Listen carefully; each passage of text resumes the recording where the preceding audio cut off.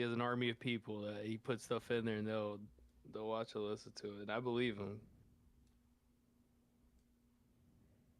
Hey, I mean, one day it's gonna happen. One day we just gotta we don't know we gotta have like a plan put together better. Yeah.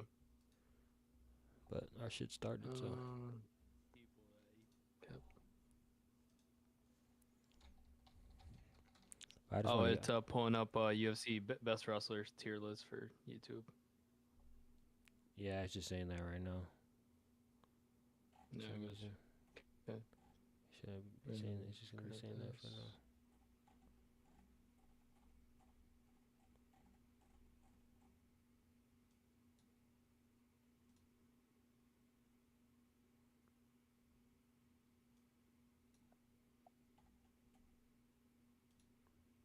Yeah, it's not even the title I put in it. But here, I'll change it again.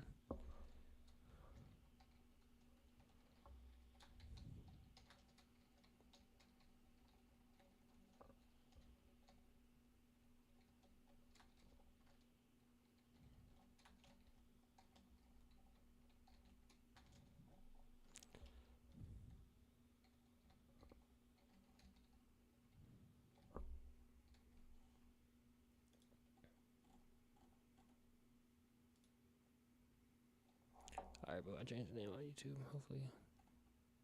Yep.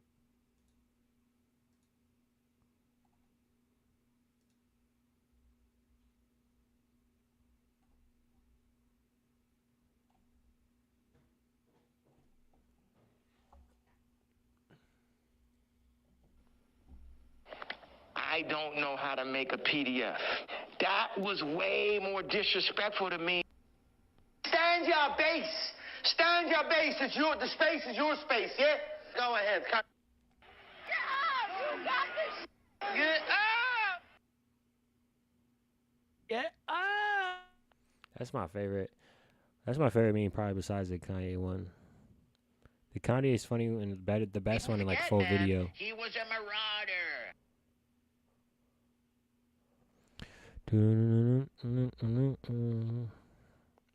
That boy. Derek Engineer playing with that Tyrone MVP dick. You ready, bro? Yeah, I'm ready. Let's do it, bro. Oh, I was Waiting for Got the you. links all posted. Let's get it. I was waiting for you, gang. Yeah, I'm good to go. No, I'm good to go. Let's go. Let's do it. Okay, what's up, fight fans? Glovetalk. Here with my boy Jose.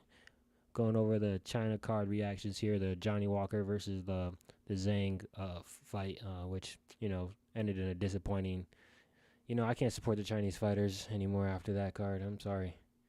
Just can't fuck with that, bro. Going down to a leg kick like that, but it's what it is. We're going to get into it, so here we're going to pull up the first fight. I ain't gonna lie, bro. You might have to say the names for this one, because sheesh. They got some foreign ass shit, boy. I got you. I got some foreign ass shit, boy. All right, we had Uran Satibaldia versus Dr. Norgajai, and Uran put the pressure on early in the fight. Dr. was getting some of the better exchanges on the feet, and then Uran just took him down and was able to get some sweeps in there, and then ended up with the Ezekiel choke from the top, a submission we haven't seen since Alexei Oleinik, right, who got that multiple times in the UFC. It was a good finish. It was a pretty interesting way to start the card, kind of get you engaged. Quick first round finish as well. I didn't see anything out of this world from him, but he definitely seems durable for a light heavyweight. And if he can pull off stuff like this, and who knows, he might be a guy who might be able to do some things, right, light heavyweight. Yeah, for me, it seemed like Dyer just accepted being on the ground. He didn't want to get up. He didn't want to create any space. It seemed like once he got him down to the ground, he was pretty much trying to just sit there and just lay there for the rest of the round. So, but he didn't sit there and settle on top of him. He went there and tried to get the finish. So he was able to get the Ezekiel choke, which is kind of an embarrassing submission to let somebody get on you, but it is what it is. When somebody's that much better than you at grappling, sometimes they're able to get stuff like that. So, and it's actually something that Right. you can actually set up, pretty well. So, you're going to the next fight here. We have Zhang Lao versus So Young Yu. So Young Yu here was able to get a decision win here. In a pretty much all striking fight here. Really wasn't no takedowns, grappling, and I feel like this is one of the more less exciting fights in the card. I don't know. How do you feel about this one? I mean, I didn't really catch this fight. If I'm being honest with you, I just ended up watching some clips afterwards, and even just looking at the numbers, I'm like, eh, it's just meh. It wasn't a bad fight, like lack of activity. It was just a very vanilla fight, in my opinion, from what I could see. But I mean, 16-3, and bantamweight's a division known for churning out contenders. So I mean, they might try to push him to the moon, especially that Korean market needs more fighters coming out of it. So we'll see, man. I don't know. It didn't really do anything for me this fight. Yeah, I think they just gave Seo Young this fight just because he was trying to at least mix it up, and he at least attempted some takedowns. I think he shot like 5 or 6 takedowns, which Long was just all pure striking. So sometimes even if you're not the best grappler, it's good to still mix it up because it shows you're more diverse. Sometimes some judges might favor that. So I don't know what kind of judges do they have. You think they had the Chinese judges or? No. They had regular. They brought the judges and the refs all from from America, America and the Nevada judges, all that stuff. Okay, I'm seeing. In the next fight, we had Yizha versus Weston Wilson. Yizha was a guy who he lost, I think, in the finals of the road to the UFC, and then he came the next year, was able to get a submission, and then now he got into the UFC against a guy Weston Willis, who I think he got a submission in his last win. Started off 0-2 in the UFC, got a win, and now got another loss here with a vicious, I think this was a knockout, right? Yeah, vicious knockout. Yeah, he knocked him out. As soon as I seen the fight, Weston Wilson, just his right hand was just too fucking low. As soon as the fight started, I'm like, oh yeah, his hand is, even his left hand, like his left hand was high, but he would dip it low, when he would think somebody was gonna kick him and stuff. So that right hand just being way too low, and Izaha just catching him with that overhand left and taking him out, just spamming the left. He was spamming that overhand left. Yeah, he got hit with it 3 times, I think, before he finally got rocked and knocked out. I mean, that's bad technique. And he talked about it in the fighter meetings right before the fight, and it's been an issue with Weston Wilson just not having his hands high enough. I think it's unacceptable. If you know it's an issue, dude, and you're not working on it, and you get caught with it over and over again, you're not the level of the UFC then, right? Yeah. If it's one of those things, and especially with the record he has now. I think for Yisha, it was a good finish. I mean, he did what he had to do. He got him out of there in front of his home country as well. It's a good win for him. I mean, and he hit hard. He really did hit hard. Which, dude, I don't know what they're gonna do with the guys that won on this card, the less known names. I don't know what the UFC is gonna pivot when it comes to filling out fight nights or whatever. But he's young as well. I'm interested to see what we see out of Yisha. In the future, right? He looked good on the feet. I like the way he read Weston Wilson.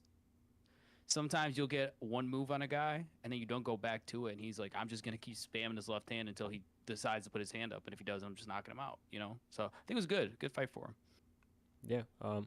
And also, if you look at the numbers here, he didn't even get a strike off in this fight, so about dominant as you could get in a win here. 17 strikes to 0, so dude didn't even get to hit you. So it's about as good as when you get. And then for the next one, I wouldn't say this is a shocking win. I would just be like, it just wasn't expected. Kyle Dawkins, brother of Chris Dawkins, right? Chris Dawkins, another guy who got cut from the UFC. He was a heavyweight or whatever. Kyle Dawkins. He also got cut too, but he was able to make his way back into the UFC. I think this was his first fight back in the UFC, right? Because he got cut last time. Yep. Against Michelle Pereira, who was kind of like the main event guy, Johnny Walker, who's one of those guys who, he's dangerous, but at the same time, you just don't get why he's not a fucking elite top-level fighter based on his skills and his physique, and stuff like that, his natural ability. He just seems kind of goofy out there sometimes. But Kyle Dawkins, it seemed like it was a more game-planned knockout here.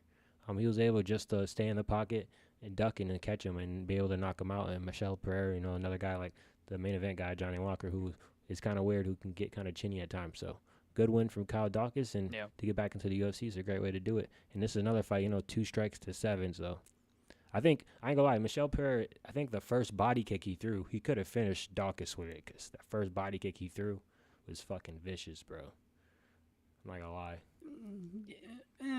Yeah, I mean, that first body kick he threw. Though.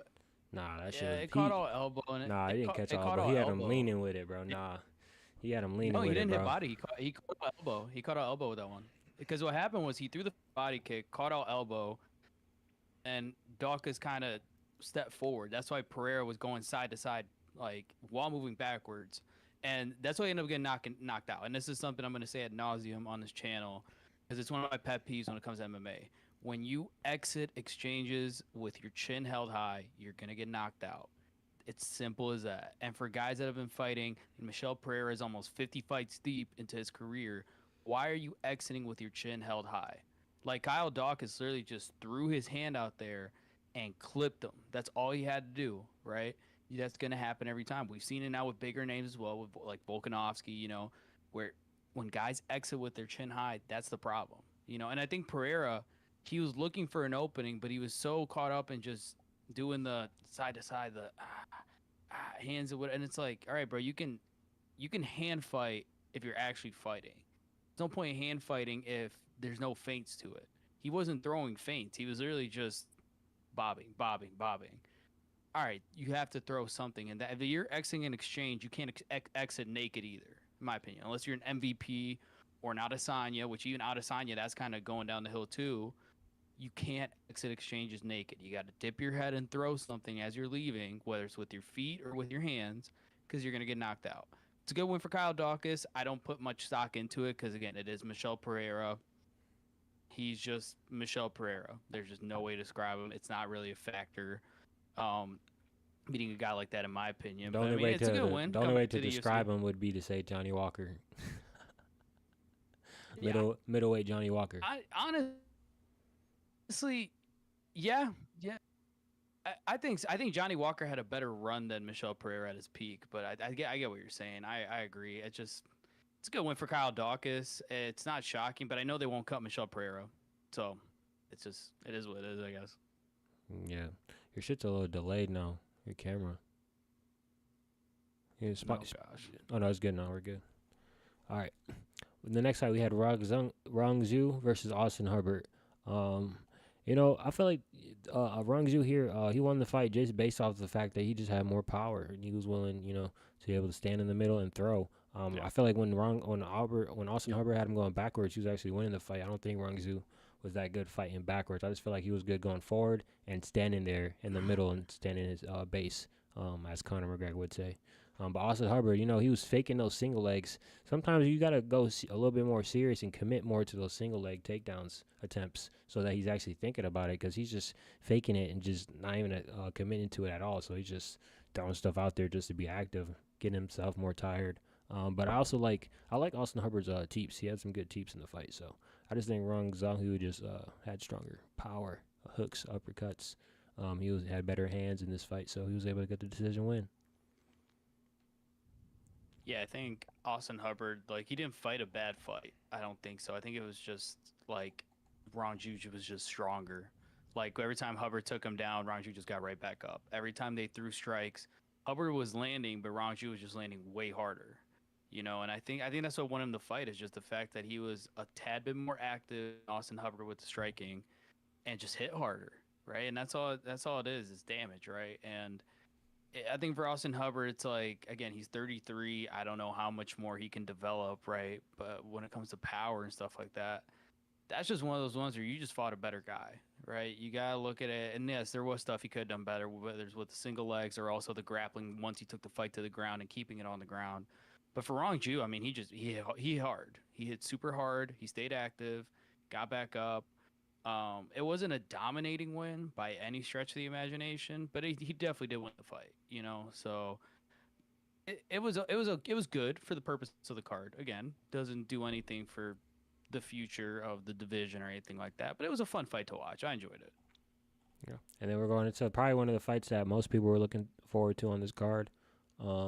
And an upset alert here for Charles Johnson, which honestly this is kind of sad to see here, because you know how we like Leonard Kavanaugh here on the podcast, and we fuck with him and his fighting style.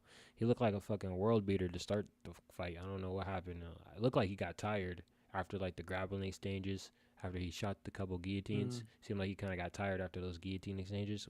And then when they got back on their feet, Charles Johnson was just able to take one and gave one back, and he just caught him. Leonard Kavanaugh just got caught watching his work. backing up with his hands down, kind of similar to what you were saying earlier. So, this hurts really bad because Joshua Van out here got knocked out by Charles Johnson. And now we got Leonard Kavanaugh knocked out by Charles Johnson. It's crazy. Which I don't know if you saw that Charles Johnson said he had like negative money in his account before this fight. When he had like a year, and then people on Twitter were like breaking down. He had a year where he had like 4 fight of the night performances. So it's like, should have had like 200K in bonuses, bro. What the fuck are you doing? But it's life, man. It's the economy. Right. I mean, shout out to my buddy Zach because he said something last night. So true. He said Charles Johnson is the Johnny Walker of flyweight, if you think about it, and it's true. And even watching that fight again, shout out Leonard Kavanaugh, the Irish, Chinese, English superstar that he is supposed to be. He looked very good, and then he put his hands down, and Charles Johnson just kept coming and eating shots. And when he hit that on Leonard Kavanaugh, that I'm just sitting there and I'm like, all right, it's not a fraud check. Like Leonard Kavanaugh's not a fraud. It's not a fraud check, but like, bruh, at flyweight, a win over Charles Johnson gets Leonard Kavanaugh a guy at number 8 or 9, right? That's just how the division's set up. That's bad. This is really bad for him to lose a fight to Charles Johnson. And I'm not saying Charles Johnson's trash can, but like this was a prime opportunity with this division in flux to be able to get a win over a gatekeeper. It's a ranked fight. I mean, we'll see what they do with him. He's still got a ton of potential. He's still really good. It's just now, I think he kind of pushed back his progress probably by about a year or two with a loss like this. But for Charles Johnson, I mean, listen, hear me out. Charles Johnson, Tatsuro Taira. That's it. I was gonna say He's Charles gonna play the Johnson. gatekeeper. I was gonna say Charles Johnson versus fucking not Tarsio Tyro. Tarsio Tyro's ranked too high. Fucking what's his name? Kaya Sakura. Tatsuro Taira's not ranked anymore. Kaya Sakura. Tatsuro Taira's not even ranked anymore. Tatsuro Tyro's definitely ranked, bro. Oh, I'm sorry. I meant Kai. My fault. Yeah, I was about to say, bro. Kai. What the hell? You I'm were gonna say absolutely Tatsuro Tyro's absolutely about to be a champion one day. You're tripping, right. bro. My bad. Fuck out of here. Kaya Sakura. Yes, Kaya Sakura, Charles Johnson. That's the perfect fight. That is the perfect fight. Yeah, that's perfect. fight Yeah, right there. that's perfect fight. And then going into the last fight of the prelims here, we got Meshahate versus Gage Young. Gage Young was able to get the decision win here. And I enjoyed this fight. This fight was actually pretty good. And this is an impressive win for Gage Young because Mahashate was giving him a lot of fucking problems on the stand up in the beginning. Like the rangy fighter, he was able to jab him to death. But Gabe Young was able to work inside, mix in some of the grappling, got some takedowns here, and he was able to actually outstrike him here too. So I think he just pulled away a little bit at the end. But I think that first round, just to see how he dealt with the distance in the beginning and struggling to find the distance, props to Gage Young. Yeah, which, by the way, shout out Mahashate for having some of the worst takedown defense I've seen in a long time. That was bad. That was so bad, dude. Gage Young was just at will, just grabbing legs and just kind of not even taking him down, just laying him down, A good win for him, though. He did what he had to do, man. He definitely adapted and he was just a better fighter. And I think going into this card, they were really trying to push, right? Obviously, all the Chinese guys, but almost kind of with the expectation of like, we're going to give them fights that they're all going to win. So I'm kind of happy to see Gage Young just not kind of just take it, right? Like he did what he had to do. Won. Looked good. I think, in my opinion, just looked good, right? For what he had in front of him. Mahashate is not an easy fight to win. It's not a world beater either, but I mean, it's a good win, and he did what he had to do. He looked good. Just a good fight to end the prelims right there. Yeah, and then we had to start of our main card here. I ain't gonna lie, I'm not even gonna try to say homie's name, bro. I just know this fight had that crazy illegal knee that I think the fight, I don't know, I feel like he should have waited longer because he got right back into it and then got knocked out right after that. I don't know. What's this guy's name, bro? Nuraji Tahilake? Tailaki Nuraji and Kiefer Crosby. Sorry. Nuraji Tailake? BDK, BSK, DBK, something, whatever Kiefer Crosby's nickname is. Anyway, he looked horrible. Yeah, he looked dog. I think he looked the shittiest UFC, fighter on the card, in my opinion. He looked shitty. He was the only guy I was like, what the fuck is he doing here, gang? Kind of gave me like, he had like worse than Paul Craig stand up. Yeah. It's just like, yeah, I agree. And this guy's trying to do now. I love you mentioned Paul Craig because this guy's trying to do mission control rubber guard right in an MMA fight in the year of our Lord 2025, brother. This is not ADCC. This is not the Eddie Bravo Invitational. This is not we're not. You can't do that. Just you can't do that, bro. Because it's like it looks cool, but you're doing nothing with it. And Nuraji just was dominating him. Granted, the knee, yeah, illegal, cool. He got the 2 points taken away, and Mark Goddard was like, "All right, bro, you're good. All The right, you have had a the minute to recover. You got to fight now." the knee was illegal, but should it be illegal? That's the question. I don't. I don't think so. I'm It's a a strong fucking cage proponent fight. of. Yeah, dude. I think knee strikes and soccer kicks and all that should be legal on the ground. Absolutely, defend yourself at all times. Should be the But, closest to what would happen in a real world situation. yeah, I want Besides, pride rules. Again, not for rounds, but when it yeah, comes to and striking, give me pride rules. not for weight 100%. too. Not for weight either. I don't want to see no 125 pounder fight a heavyweight. I don't know. That type of stuff doesn't interest me. There's enough 125 No, pounders I who agree. can't even fight 125 pounders. You know what I'm saying? So Absolutely. the next fight we had Sumerdage versus Kevin Borjas. This was pretty much a stand-up fight as well. And a very high technical fight, even though the striking output was kind of low here. I mean, if you look at Kevin Borjas' strikes here, he had 23 total strikes in a 3-round fight. So I don't know what he was doing. He was just, playing fucking ballerina around the cage. I don't know what the fuck this guy was doing. 23 strikes, bro, in 3 rounds in a stand-up fight. I mean, they both attempted some takedowns, but come on now. And then Sumerdage, he was able to win off of power shots too. I mean, a lot of these Chinese guys are powerful. I ain't gonna lie. These guys got a lot of power over there. Yeah. I agree. I mean, it just the problem with Borjas, and again, his corner was Peruvian, so I could hear what they were saying in Spanish. They kept begging him to go. They kept begging him to go and to go and to go, and my man did not want to go. He just wouldn't throw anything. It was dude. that power And he though. just Every kinda, time he like, threw, he was accepted catching defeat. something. Yeah. Even at the end of the fight where they really told him to engage and go for a knockout, Sumudarji just hit him so hard that Borjas just kind of like, okay, I don't want to get knocked out. I'm just going to not engage until they sound the horn, right? It was a good showing for Sumudarji. I think he's definitely been a lot better since the Matt Schnell loss where he got triangle choked to death and probably one of the better visuals in the UFC in the last 10 years.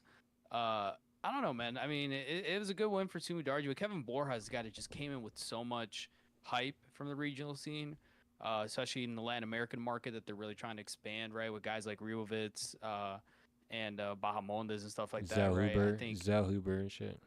yeah, Zellhuber, like the non-Brazilian Latin American market, and I think Borjas, like, it was just disappointing, dude. That's a bad showing. Again, it's flyweight. I don't think they're gonna cut him or anything, but like, dude, he's not looked good so far, in my opinion, since he's been in the UFC. But Yeah, and we gotta ban them. We gotta ban the Max Holloway pointing in the middle thing because I don't get how Max. I didn't see that really. I mean, you've seen it a little bit, but Max like did it like fully. Like we're gonna stand here and bang. And since then, I've seen it so many times, and yet I've never seen it even closely replicated. Like both guys. and Max did it twice because Max did it against Ricardo Lamas back in 2015 as well. Exactly. So it's like the only 2 times I've really seen guys like do it. Or Diego Sanchez too is another one. Diego Sanchez and Clay Guida did it.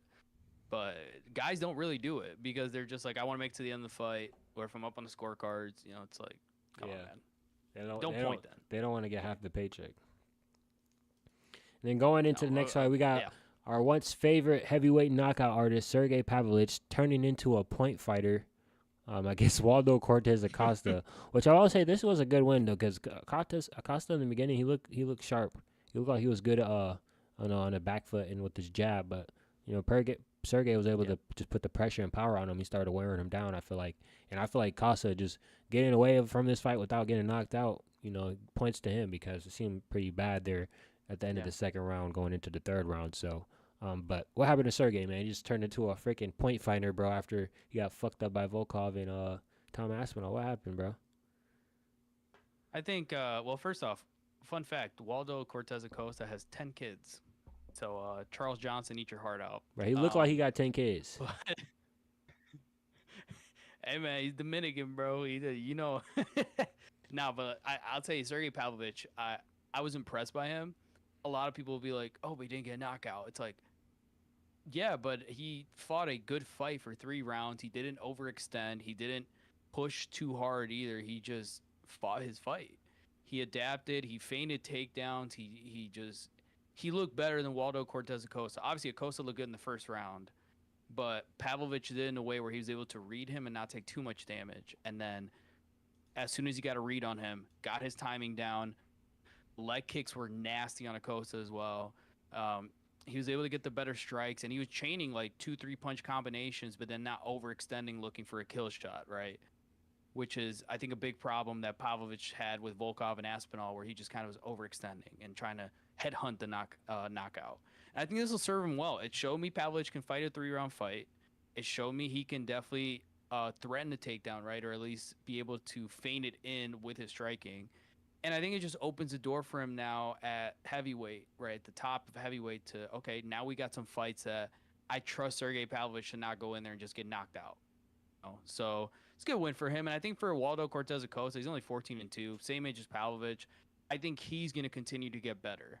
How much better, I don't know, but I think there's still a lot of good fights you can make with him at heavyweight. Tai Tuivasa. I said good fights. Come on, bro. I fuck with Tai still, bro. Tai is so fat and disappointing at this point, and I love Tai Tuivasa to death, but like, do you trust Tai Tuivasa to give you a good fight in 2025? Depends on who he's fighting. He's fighting Greg Hardy. He's fighting Greg Hardy, bro. You know I'm rooting for that, bro. Man, anybody who's knocked out Greg Hardy in their life, I'm a lifetime supporter of. Sorry, this is how I roll. You hate women, you get knocked out. Amen. The next fight, Amen. I think this is probably this. I don't know. This could have been fight of the night. It's debatable. I think I would give it fight of the night.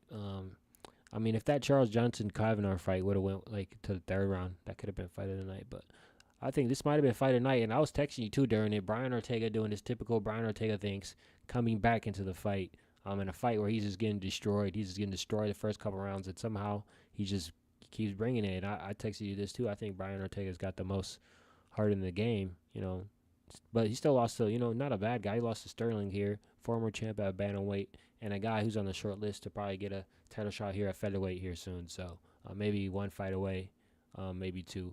But I don't know. Brian Ortega, I feel like his head is more into going to lightweight. So we'll see what happens to him in the next chapter at lightweight. You're a much nicer person I am. I'm gonna point that out right now. Let me get ready to absolutely slaughter whatever this abomination of a fight was for a couple of reasons. Number one, when he hit him with the thumb, right, and the punch, and then he didn't go for the kill, and just the whole way Sterling was fighting. Yes. Come to find out, they both share a manager. So this whole week when Aljamain Sterling was arguing, I don't know why it's 5 rounds. Maybe Brian wanted 5 rounds. I'm not getting paid for 5 rounds. You have the same manager. You literally have the same manager. I don't want to hear it. That's number one. Number two, Aljo didn't put the gas pedal on until the 5th round when he was finally tired and getting hit a bit, and he finally said, I'm going for a takedown. Okay? And that's my issue with Aljamain Sterling. When he was going for a title, right, is when he finally said, okay, I'm going to put the pressure on. I'm going to show what I can do. I'm going to run through guys, right? And that's what made us like Aljamain Sterling, right, pre the Piotr Yanni. The problem I have with Aljamain Sterling is he's competitive. I'm not denying that. I'm not denying he can't fight for titles. He has the talent, the skill.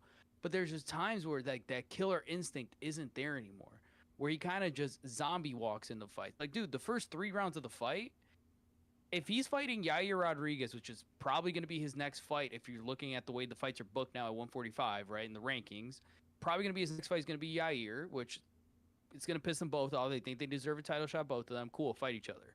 Okay? He probably gets knocked out by Yair. I ain't gonna lie. He gets knocked out. And so it's like, okay, you showed me nothing. You couldn't beat the carcass of Brian Ortega, who was definitely compromised going into this fight. You could tell that Brian Ortega was just fighting on instinct. His body was just not responding to him at all. I will say, though, after the spinning elbow, Aljamain's whole right arm was swollen and his arm was fucked up. Have you seen the videos? his whole arm was fucked up after the spinning Yeah. elbow. So why'd you throw it? True. Why'd you throw it? True. Like that's my problem with Aljamain. You're so talented, the Funk Master. Whoa, dude, you're just Alex Caceres with better luck and better grappling. I'm sorry, it's just that's what he's turned into, and it's frustrating because okay, now Ortega's gonna go to 155, and Ortega at 34 still has enough time to maybe pull off some kind of career at lightweight, whether it's a 4-5-5 fight career, right, at lightweight. Aljo, you're 36, my boy. You're not 27 anymore. I know you look 27 at times. You're not 27 anymore.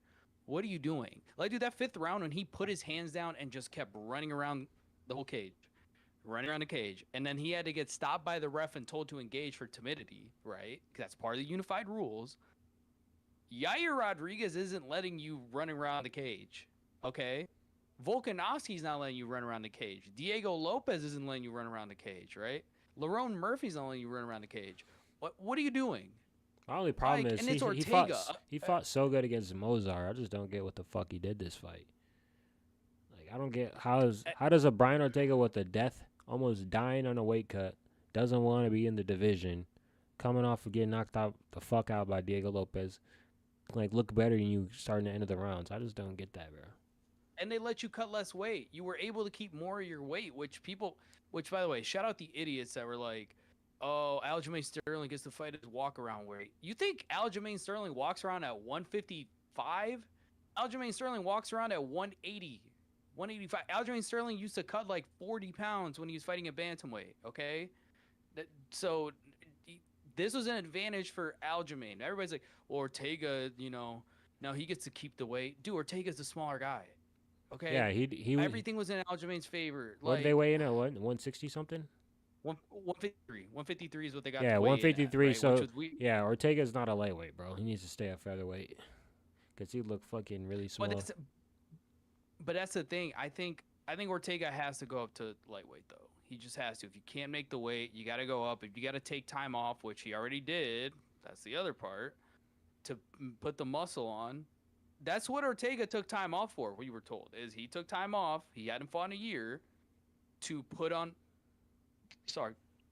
weight and muscle to fight at 155. Whoever decided to book this, again, their manager, Tiki Goshen, that's the guy who booked this fight. He's Dana's friend. He's been Dana's friend. In fact, he used to fight for Dana, right? He was a former UFC fighter. That's the guy that booked this. So I don't want to hear Aljamain complain of my wedding's coming up. I'm not getting paid for 5 rounds. And no, this fight should have never happened. But hey, we'll take it. And then Aljamain, you got the nerve to say, well, I'm getting up in age. Lerone's got a young guy that he's gonna have his chance. I need a shot at the title. Lerone Murphy's 34 and you're 36. Lerone Murphy's not 27. He's also beating better guys than you at featherweight. So don't want to hear it, bro. Go get your fight with Yair. Go get your, go get knocked out and get another highlight Marlon Moraes type moment against Yair Rodriguez, and then just leave us alone.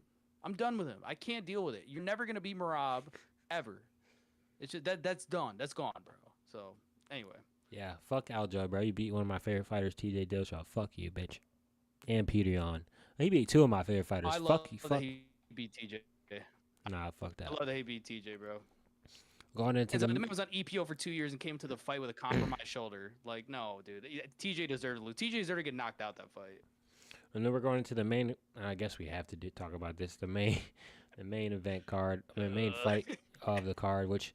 Honestly, the Aljamain Sterling Brian Ortega should have been the main event, but since it was in China, they gave it to Zhang Miang. Yeah, I agree. Coming off the Anthony Smith KO. Johnny Walker just, looking bad, like always, looking like he was about to get knocked the fuck out again. And then all of a sudden, he just kicks his calf one time, and then Zhang Miang just turns into a little bitch, bro. Turns into fucking Mulong. Bro, he could have walked that kick off, bro. If you hit the nerve. No, bro, he got kicked twice. He got kicked the first time, and then when he tried to walk it off, okay, but when he was on the ground, he didn't even try to bring him in his guard. He acted like he can't function nothing just because of a calf kick, bro. So his leg wasn't responding. That's why when he was trying to plant, and he can only move with one leg. That's why he's on one knee most of the time on the ground because he had that left leg was just not responding at all. It just became kind of dead weight where all he could do was lock it into position.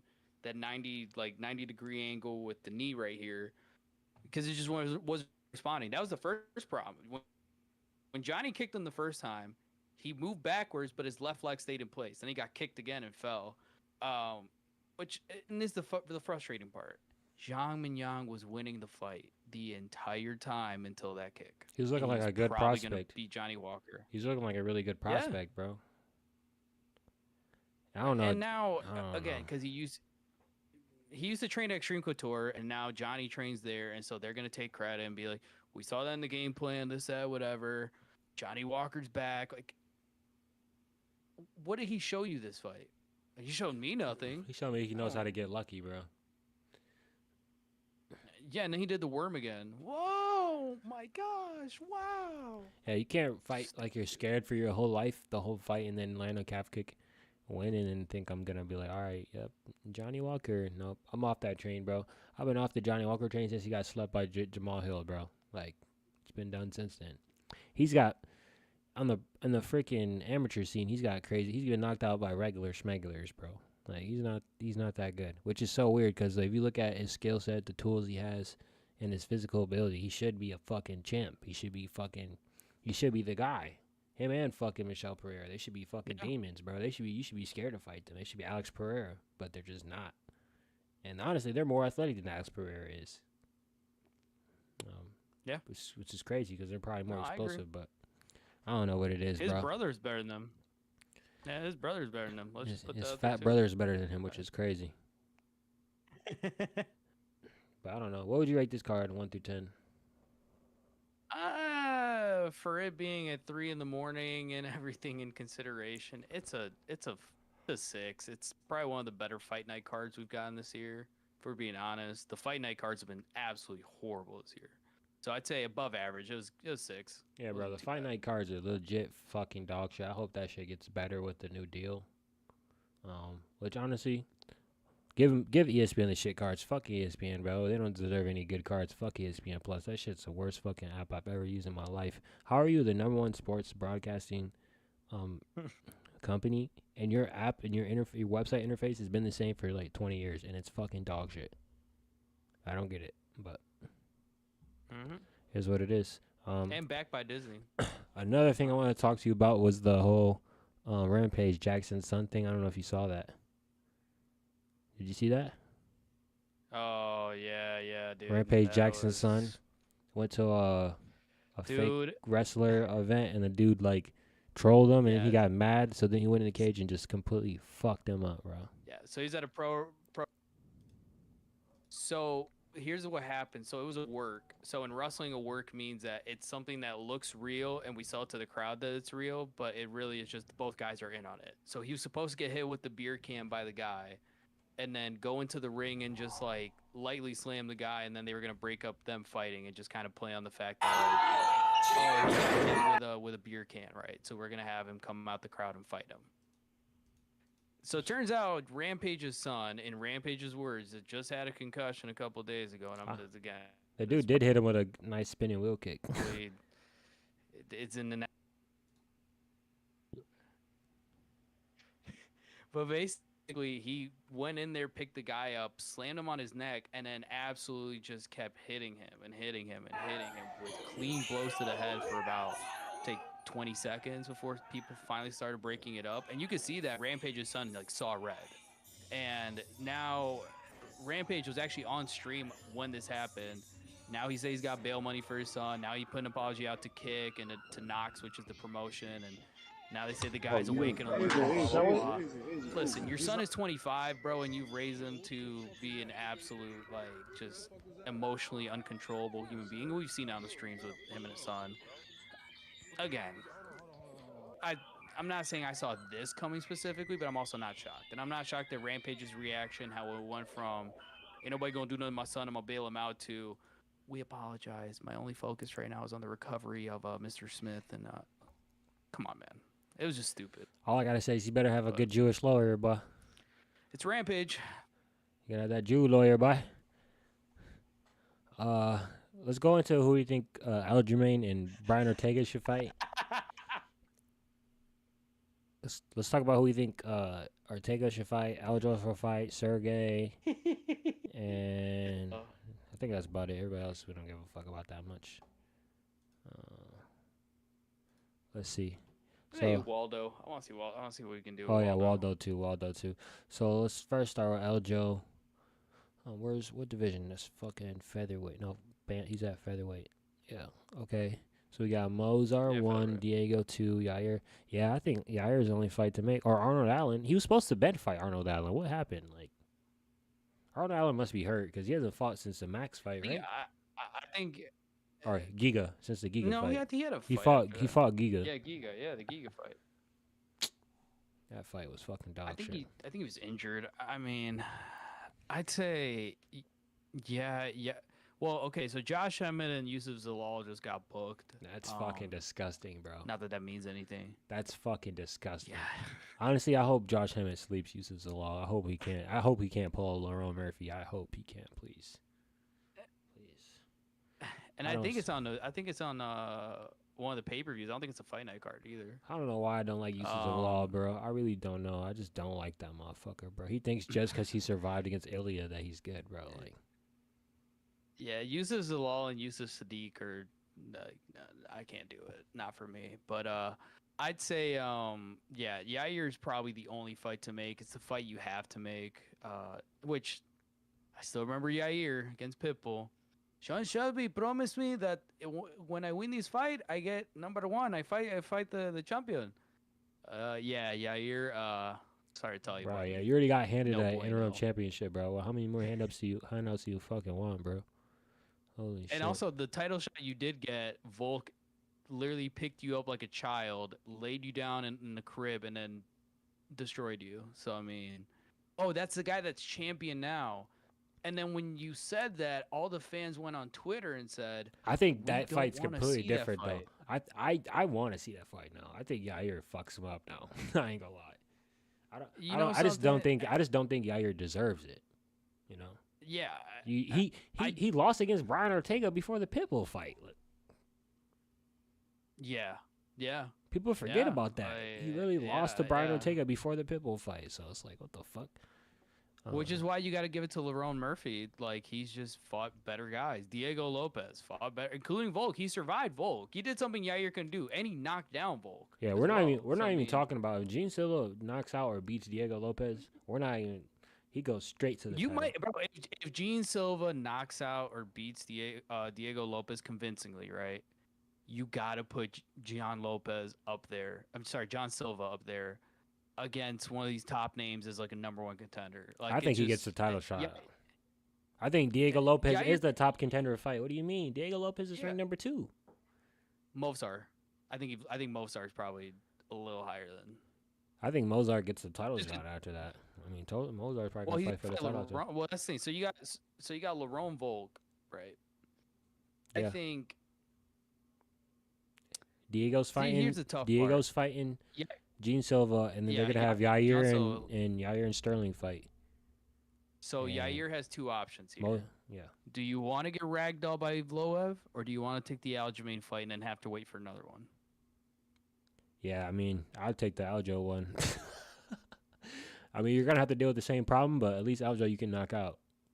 You're not knocking Right. out Mozart. I'm sorry, I don't see it. No, I don't see it. I agree. He's I got agree. he's got really good defensive stand up. He doesn't have like good offensive stand up, which I wouldn't be scared of. Well, I'm not gonna say that. He's got good striking, bro. Hell no, I'm not. Mozart's a demon, bro. Fuck out of here. Let me not disrespect my man. Yeah. Right. Yeah, I would say, or you could wait for the Gene Silva, Diego Lopez, and then fight that person. Yair can be like, all right, I'll fight the winner of Gene Silva, Diego Lopez. Because you already know Lerone Murphy's getting the title shot. And then Mozart's probably after that. So to secure that, Yep. or to jump over that, or to secure the next spot, you're going to have to fight Gene Silva, Diego Lopez, one of those guys, whoever wins that fight. Because they're going to have the shot over you, too. So this is what's going to happen. You're going to have to fight somebody. I hate this new fucking, I don't know when it started, but these motherfuckers don't think they got to fight no more. They think they all get the title shot. And I swear it wasn't like that before. I swear it wasn't like that. Well, because back in the day, Dana But this is when the Fertitas owned the UFC, right? And Dana would actually have actual number one contender fights where when they booked it, they would say, "Hey, this is the number one contender fight going into the fight," and that wouldn't change. Like if that guy won, that's the number one contender. And there was just, and this was before rankings. This is when the UFC didn't have rankings, right? And I think rankings have been more of a problem than a good thing for the UFC because let's be honest, nobody really when they book the fights, they don't really look at the rankings, right? When they do and they don't. Like it's just like you can still book like John Silva number 10 versus number 2 Diego Lopez, and everybody's still like, "Oh, good fight," instead of being like, "Why is number 10 being booked against number 2?" So old school UFC, they would just book the names, right? Like Carlos Condit, right, against GSP for the title, and Carlos Condit beat so and so beforehand, or like, and nobody, there wasn't a number next to it. It was just these are the guys the fans have been saying are number one. These are the guys that have been winning fights. I'm making them the number one contender fight. That's why fight night cards are better. Fight night cards would go into it. There was no rankings, and a guy could go from winning a fight night card to then fighting on a main card of a pay per view and having a number one contender fight the next card. So I think that's just the problem with whether it's a TKO problem, a Dana just being disconnected from the business, which shows itself more and more every single day. The new system with the rankings just made it worse because now guys like Aljamain, who has a worse resume of featherweight than, let me see this, everyone above him and just about everyone below him either. Now he's demanding a title shot for beating Brian Ortega at a catch weight that he didn't finish when he could have. Come on, man. Come on. You know. Yeah, I think the rankings are you just got to get into the top 15, and then once you're in the top 15, you got the chance to get a title shot. What's the highest ranking that's gotten a title shot? Ale Quinta? Highest. Yeah, Ally Quinta. It was like Quinta. 11, right? Yep. And Ally Quinta only happened because it was Max had they deemed Max medically ineligible, and then had Iaquinta fight I think on like a couple days notice to save that New York City card against Habib, which even then that was only a title fight because Dana said it was. The state athletic commission didn't want to consider it a title fight because they considered Iaquinta too low in rank. So, which again, the ranking system is stupid anyway. I don't. And Anthony Pettis almost fought that fight too. It was Holloway pulled out. Pettis didn't want to take it because he wanted more money for a title fight. That he's already one of the higher paid guys at that point, and then they pulled in Ally Quinta. It was a whole mess. That's why I'd say rankings don't matter. Like Diego Lopez fighting Volk was a good fight. Obviously Lopez didn't win, but we didn't care that Volk was fighting. I think Diego Lopez was like what, eight or nine at that point. He was 4 or 5. He was 4 or 5. No, he's a little lower. He wasn't. Yeah, he wasn't that high. No, he was 4 or 5. He beat Dan Ige. He beat Dan Ige the fight before. Yeah, he was 4 or 5 because he wasn't supposed to fight Dan Ige. He was supposed to fight. Who's the other one? He was supposed to fight. Jamal. Jamal's the other one I'm thinking of. Jamal Hill. Jamal was another one that wasn't ranked that high. Khalil Roundtree, Jamal Hill, Ali Quinta. Yeah. I'm trying to think of any other ones. I don't think fucking when Shevchenko fought Lauren Murphy, what was she? Nah, I think she was probably like 4 or 5. Megan Anderson was another one that wasn't that high when she fought. Yeah, they were just they thought because of her size and her length and her physical attributes she would be a problem, but she got fucking bodied. I'm trying to think of any. What was Amanda Lemos when she fought Wei Lee? She was like, yeah, that fight came out of nowhere. I don't know what Amanda Lemos was ranked, but I remember when they announced that shit, we were like, what the fuck? Where did this come from, bro? But that's what I'm saying. I'm like, I miss the days when there wasn't rankings. And again, Dana was more involved, and it was a different time when the Fertitas were owning the UFC. That I'm sad that a lot of the newer fans will never get to experience that because it wasn't perfect, but it was fun. The fights were fun. The way they booked it was fun. You didn't have the uniforms. You didn't have the rigid corporate structure. It was just the wild west of guys that were just fighting. And Dana was just booking fights where it's just like, I'm booking it because these guys are good and I feel like it, and we're gonna promote them like we would a boxing fight, right? Now it's just so much of like too corporate, right? With the way you like Aljamain now gets to go on social media and say, "I've won a bantamweight title. I defended it. I just beat number what's Brian at? Number It's 5. 5 featherweight. Without adding context that it was at 153, I beat the number 5 featherweight.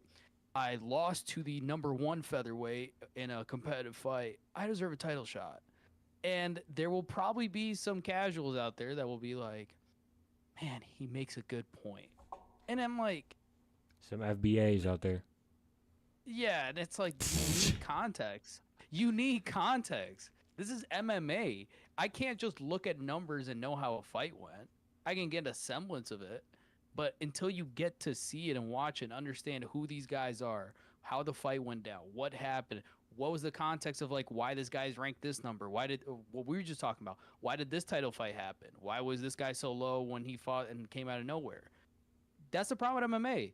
My buddy Zach said this yesterday too, and it's so true. It's like the problem with MMA math is people try to do it, but it never applies. It never works, you know. And I think you just have a case like that right now at featherweight, where it's like MMA math isn't working right now.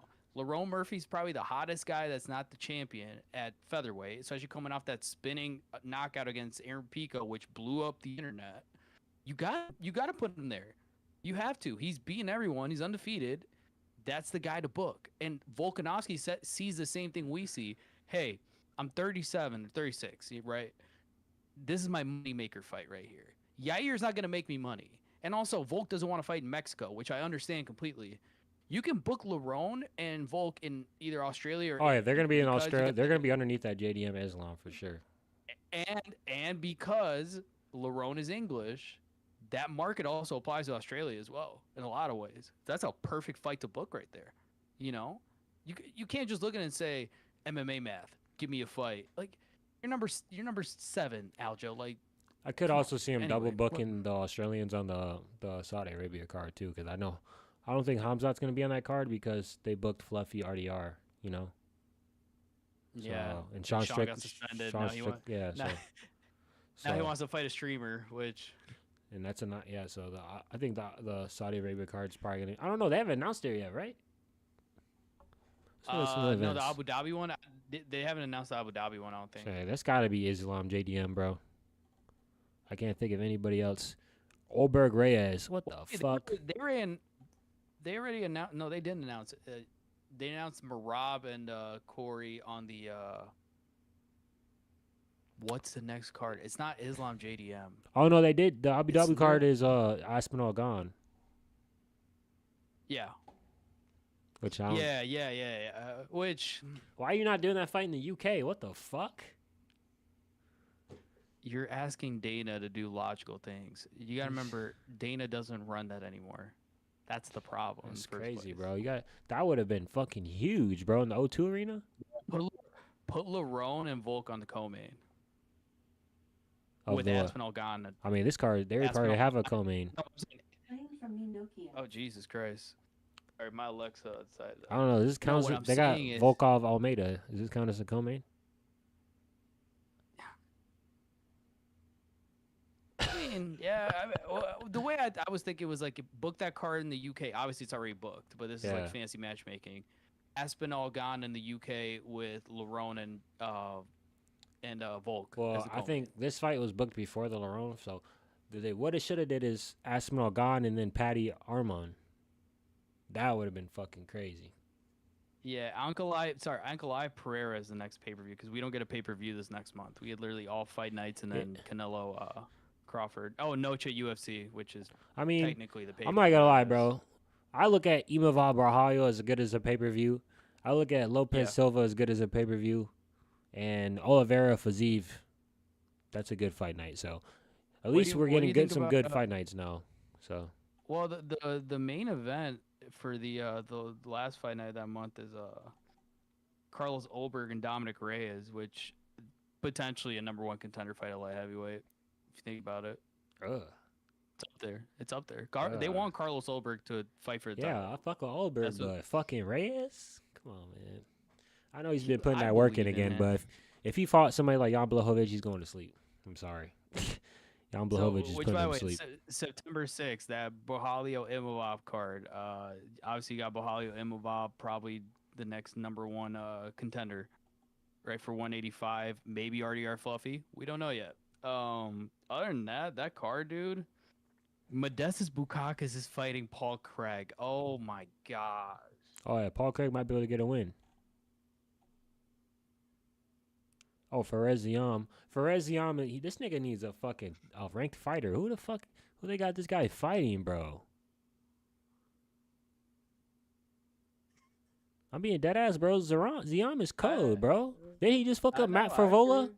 They was just clinching. He just need him. He need him while he was on the clinch, bro, and then elbowed the fuck out of him. Right? That was his last fight? Yeah, yeah.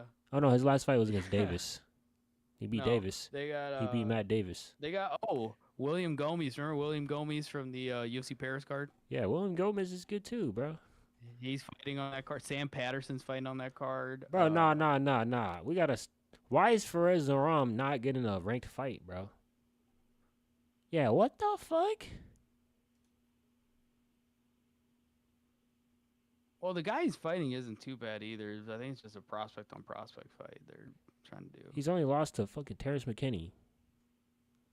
Okay, yeah. Why isn't he getting a ranked fight? He beat Jai Herbert, Puelles, That's what I'm Favola, and Mike saying. Davis. That's what I'm saying, Yeah. bro. What the fuck? What the fuck? He's cold as fuck too, bro. Like, what the hell? Listen, like I said, do you think they actually care about how they book these fights anymore? I don't even know who the fuck he's fighting, bro. Maybe if I see him At in this point in MMA, it's the managers booking the fights. It's the managers doing all this. Kutaladze, okay, he That's beat the Kutaladze. problem. He's decent. He beat Kutaladze, bro. I don't Also, Mauricio Hoofy coming in as a minus 220 under favorite against BSD. Yeah, I got Roofy, but betting wise, it might be smart just based on. I feel like I've seen. If I don't know if you've seen the amateur fights, not amateur fights, the regional fights for Marcio Rufi. He's been chinned before, and he is kind of his chin is there to get hit, but at the same BSD time, puts a lot of pressure on people. yeah, and the grappling, like if you seen the grappling he was putting on Dustin Poirier, I was scared for Dustin in that first round. I'm not gonna lie, but at the same time, I don't know, bro. Rufi he seems special, man. I just want to end up seeing him versus Ilya. I feel like Ilya knocks him out, but I feel like that style fight, his style perfected is the style that could be Ilya in my opinion. That more Taekwondo based style, heavy kick style, Yair type style. I feel like would give somebody like Ilya more problems. But I think Marcio Rufi is just way more clean than Yair. Just way more. I don't know. Marcio Rufi versus Yair. Oh my god, I never thought about that. Well, that's the thing. Yair would have to move up, which Yair should have been moved up. I don't know why Yair refuses to move up. Yeah, that would be a fucking banger fight. Holy, I just thought about it. But I don't know. And then the Nasruddin Imavov Braha fight. I don't know who I got. I keep going back and forth, bro. I'm not gonna lie. I keep thinking Imavov, but then I'm like, I watched the fight with him and Sean Strickland, and then I watched how Brahayo was able to tank down Jared Cannonier. I'm like, okay, Imavov's not gonna be able to knock out Brahayo, and Brahayo is just a tank, and he can just go for it. And I think I favor him in the clinching grappling situation. So I low-key think Brahayo wins this, bro. I really do. People are gassing up Imavov because of the Izzy win, but if you look at the whole fight before that, he was getting fucked up, before he knocked Izzy out. So yeah, I think. You watched the Sean Strickland fight? To win. Yeah. Like I want Kaio to win. I've wanted Kaio to be good, and he is good. I'm not saying he's not, but there's just times with Kaio where like I want him to put more pressure and just get more finishes, and he hasn't yet. And I think Imavov's the perfect time for him to do that. But I think Imavov, one thing he showed me in the Izzy fight was the fact that he could match Izzy when it came to point fighting, where he just can kind of keep that distance, right? And which again, he fought Sean Strickland, which Sean Strickland is like the anti-point fighter in a lot of ways, who is a point fighter. That's the funny part. But he kind of nullifies that style of guys that can lean on the kickboxing, right, and maintain distance. I think Kaio can too. I think Kaio might be a little too aggressive coming in though, and I'm not saying Imavov catches him, but that's my worry. Is when Kaio puts on the pressure, and Imavov's big, probably the biggest fighter just size-wise that Kaio's fought in the UFC. Yeah, I don't know, man. We'll see. It's gonna be an interesting fight. I think Borralho grinds it to a point to win. I think Imavov, if Imavov keeps the fight standing, it says fight to lose. But I think Kyle doesn't let him. I think Kyle ends up getting him against the cage, ends up putting pressure on him, and just kind of just breaking him down. Yeah, I right, think as he the makes fight it a goes on. dirty fight. I think Brahio Yeah, just makes it exactly. dirty and wins. They both fought. I mean, you can go watch both of them fight Jared Cannonier. Actually, I think they both fought him. I think No, I'm Imavov got good, the thank you. Imavov got the early stoppage, right? No, I'm good, thank you. I don't want to watch any Jared Cannonier. Yeah, I mean, yeah, Jared Cannonier's ass, but I guess that would be a good way to source your MMA math, to try to see maybe what could happen in this fight. And then the Benat Sandinier Roofy fight, I got Roofy.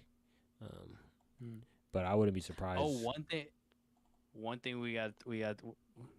Keep going. We'll talk about it. Just keep going. What? You'll love it. Go ahead. No. Can we talk about Fabian Edwards?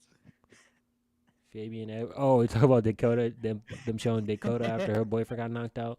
Yeah, that's crazy, bro. Fabian Edwards is better than Leon, bro. And you see, I think they announced they're doing the Leon Edwards versus Ian Gary, is in the works. Oh. For Madison Square Garden, so, I don't know, it's kind of trash, but. Why? This guy, they're literally just going to look at each other and then land a couple leg kicks. Yeah, that might be. I'm calling it right now. That's going to be the most boring fight in UFC history. Bro. Calling it right now. Bro. Why did he duck Sean Brady? I'll never understand. Oh, everybody's ducking Sean Brady. Everybody's ducking Sean. Well, he's a bad style matchup when it comes to just if we get to his hands on you, he's taking you to the ground, he's subbing you. But the only person he's not a bad matchup for, I think, is Shavkat Usman. Yeah. Even Usman though, because he's kind of fucking he's a bad matchup for Usman just because his fucking submissions. Like, I don't know if Usman want to wrestle him. Pressure, dude. Yeah, with those submissions. Yeah. And he's scary even in the standing. If you grapple, if you're just in a clinch standing, he can set some shit up standing too. Sean Brady, he's fucking scary, man. Yeah, he's fucking strong, bro. So people don't realize how big he is. He trains with NFL linemen out in Philly. Like, he's a big boy, bro. Yeah. And again, Ian Gary if that fight happens, Leon Ian Gary, like, yay, dude. That's gonna be my piss break during that card. I'll be honest, like. It is. I know what Ian Gary's going to do. He's going to bounce around a little bit, hit a couple leg kicks, get a jab here and there. And Leon's just going to look at him like he does, where he just has his hands like this and goes forward. That's all Leon does the whole fight. Bro, Leon Edwards used to be one of my favorite fighters, bro. He used to have the John Jones elbows. He used to fuck people up in the clinch and shit with the elbows and shit. He used to, I don't know what it is, bro. He just got happy with that head kick knockout, and he was just good, bro. Usman mentally broke him that fight. The fight that he knocked out Usman in is the fight that mentally broke Leon. Bro, if you watch that fight, and you and me both watch that fight, he was getting murdered the entire fight. Yeah. And it was in one of those ways. The way Usman does it is he will nullify everything you do to the point where you feel hopeless. That's what he does. And even that leg kick. It was just Usman put his hands down and leading into it, right? But if Usman just kind of keeps his distance and, like, maybe... No, people forget that Herb Dean stood him up, too. He had him on a takedown. Yeah. Herb Dean stood him up, so... And that's what I'm saying. Even after that, he fought a compromise. Usman coming off a knockout. The second fight, he fought Colby, which... That's sparring practice, honestly, because Colby offers zero offense or defense. Colby's just there. And then he just got mauled by Bilal in his home country, which, and again, we watched that fight too. Leon did the same shit he did against Usman the first fight. I don't know. I had Usman winning the third fight versus Leon. I don't know. That was just me though. It was close. I think Leon did it. It wasn't. If they would have given it to Usman, I wouldn't have. Like, that's what I'm saying. Like, Leon, he's not aggressive anymore. He doesn't push the pace. He used to be way more aggressive. Yeah. Which. And this is what I don't get. Why is Ian Gary fighting? Nah, Loki, Nate Diaz broke Leon Edwards. Yeah, Loki. Yeah, that was the start of it. Absolutely. Yeah, you're right. But that's my point. Bro, Leon Edwards was down to fight Hamzat Chimaev before that. Do you not realize that? He booked against Hamzat like 3 times, bro. Which he would have got fucking murdered, bro. Oh my god! But that's the type of like fighter he was though. Like, he was down to fight anybody. Like, I'm about to go scrap. But now look, he's like, oh, I'm not fighting nobody. I want to take the easy fight to the title again. Like, dude, and he took the easy fight, and Sean Brady mauled him. And then he got fucked up. Yeah, he thought he took the easy fight, and he got fucked up. And that's the problem I got with Ian Gary now. He's taking the easy fights, right?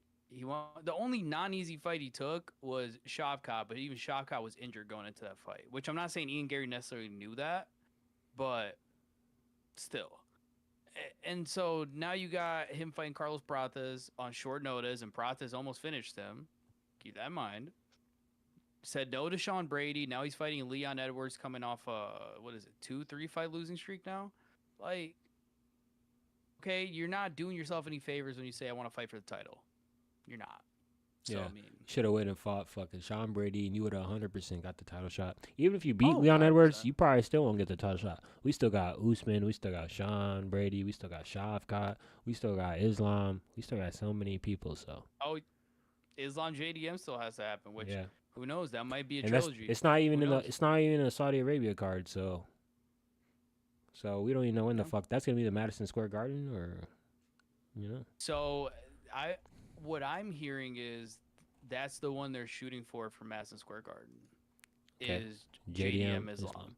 I mean, I think it's the best selling fight they have besides Loki. They really don't have, since John Jones left, they really don't have that big super selling fight besides JDM Islam.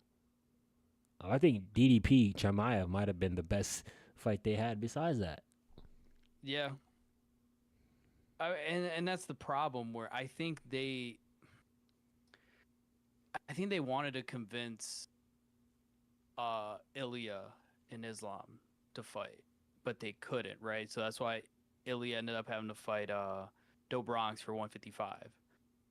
Now with JDM Islam, that's that's the best fight you're gonna get for Q4. Just whatever you can pull off for the rest of the year. It's also your high selling fight. It would have been Tom and John. That's the one they wanted originally. They wanted Tom and John in Madison Square Garden.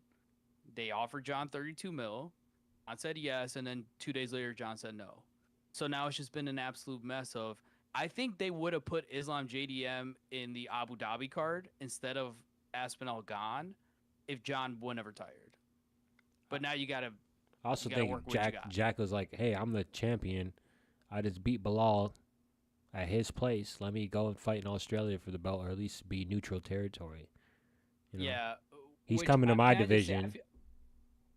they're disrespecting JDM in a lot of ways, in my opinion. And again, I get it. They want him to wait for Islam, but I think they should have given JDM at least one fight, a Shavkat. They should have given him Shavkat first, or something where you build that credibility with him of, hey, it's a champion with one title defense, at least fighting Islam, right? But Islam doesn't want to wait, and Islam is the guy that's making them. Not the most, but he's up there with probably one of the most popular guys in the UFC, just marketing wise. Like, you gotta do it. You gotta pull the trigger on that. It sucks, but Yeah, I think in terms of the biggest UFC stars, Alex Pereira right now, probably number one, or maybe Ilya. Probably Ilya. probably Ilya, Ilya, Alex Pereira, Islam, Khalil Roundtree. No, I'm kidding. Chimaev, and I'm not gonna lie, that's probably, I can't think of anybody else. Tracy Cortez. I wouldn't even say Tom Aspinall is a big selling star. I really don't think people really know of him that much, besides people who watch the sport. Aileen Perez. Alien Perez. Vivian, what was it? Viviana? Oh, sorry, Mackenzie Dern. Mackenzie Dern. Yes. The Ritter, yeah, I think, I don't know. Say that Imavov Barajo is a really good fight, and RDR Hernandez is a really good fight. Which of the two matchups deserves it more? Don't even fucking know, right? It's like whoever's ready, whoever's more healthy at the time. Whoever's gonna just however it accept lines less up, money for the yeah. fight or something. I don't know. I think in a perfect world, the UFC needs Imavov to win because Imavov's Dagestani and French, right? But he's Dagestani. That'd be the perfect fight. Dagestan versus Chechnya. Have him and Hamzat fight, and you put that in Abu Dhabi or Saudi Arabia or one of those countries out there. That fight sells. I think it's a lot harder to sell a Hamza versus Fluffy fight, not from a fighting standpoint, but from like a marketing standpoint of like, okay, where do you put I think the that fight at? RDR fight sells. I think the UFC fans all want RDR to get the shot. I think RDR fight sells if you put that fight in like Asia. If you do a pay per view in Singapore or pay per view in China, right?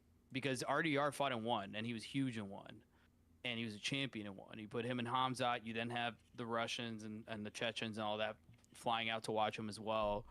Uh, it's just again, and that's the problem. It's all business oriented. Also, we got to see what happens with the TV deal now with Paramount, because I think that will we're gonna see more fights booked right in the coming months that are gonna be a part of the Paramount deal. Finally, I think we'll start seeing them come like I'd say end of next month because they're gonna TKO is focused on Crawford Canelo at this point, right?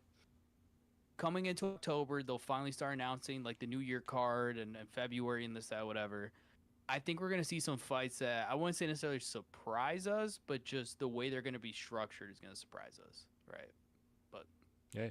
Well, I think that's all we got to talk about for this episode of Glove Talk. This is gonna be episode 31, Glove Talk. Thanks for tuning in. See you guys next time. Peace.